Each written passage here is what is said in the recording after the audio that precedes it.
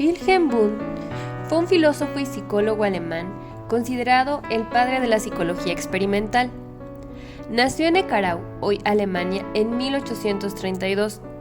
Realizó estudios de medicina, doctorándose en el año de 1857, y fue auxiliar del famoso fisiólogo Hermann von Helmholtz.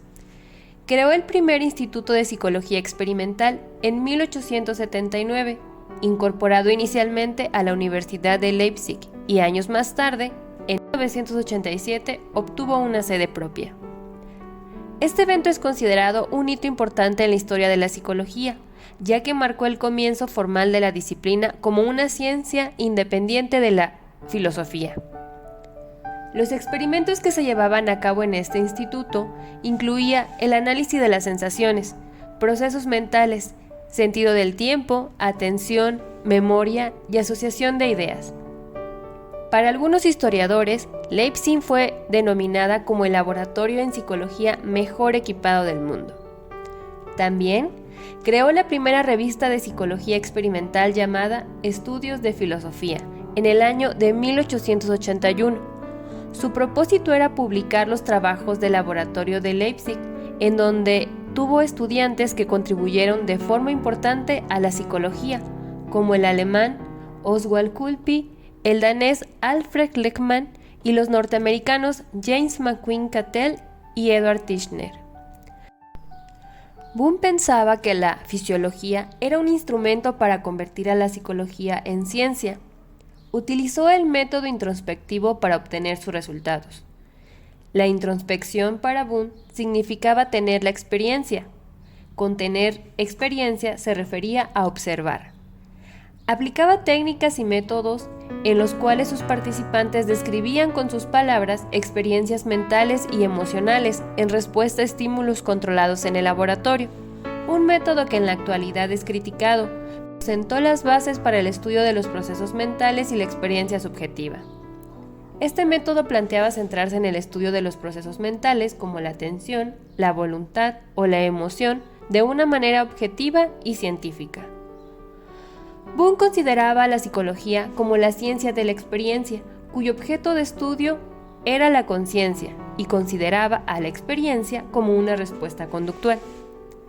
Desarrolló el principio de síntesis creativa, con el propósito de identificar los elementos de la conciencia y las leyes que rigen las conexiones de estos diferentes elementos.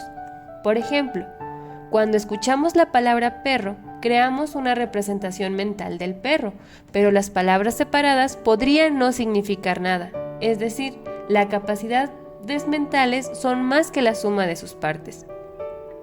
Describió una forma del proceso del pensamiento, la percepción, un proceso psicológico que consiste en una clasificación del objeto de la experiencia, representación, en que el aspecto subjetivo descansa en ciertos sentimientos que, en relación con ese objeto, se refiere a un estado de atención. Wundt argumentaba que la introspección experimental podía revelar la existencia de la percepción, lo que hoy llamamos atención selectiva, la volición y la emoción. Sin embargo, consideraba que los procesos mentales más complejos no podían ser estudiados con este método experimental. Fue precursor de la psicología social.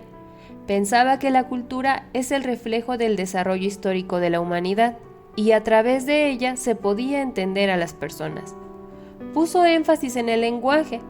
Consideraba que la producción del lenguaje es un proceso de transformación desde un pensamiento completo y unitario a una secuencia organizada de segmentos del habla, la cual tiene su origen en la percepción de una impresión de la conciencia.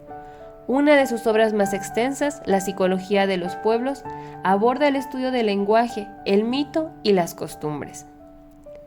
Los aportes de Wundt sentaron las bases para la psicología como ciencia experimental. Realizó estudios sobre los procesos mentales básicos, en especial de la sensación, la percepción y la atención, además de la voluntad a través del método de introspección. Se interesó por el estudio de los fenómenos culturales y sociales y desde una perspectiva psicológica. Aunque sus ideas y métodos han sido superados, su legado como pionero en la psicología experimental es innegable.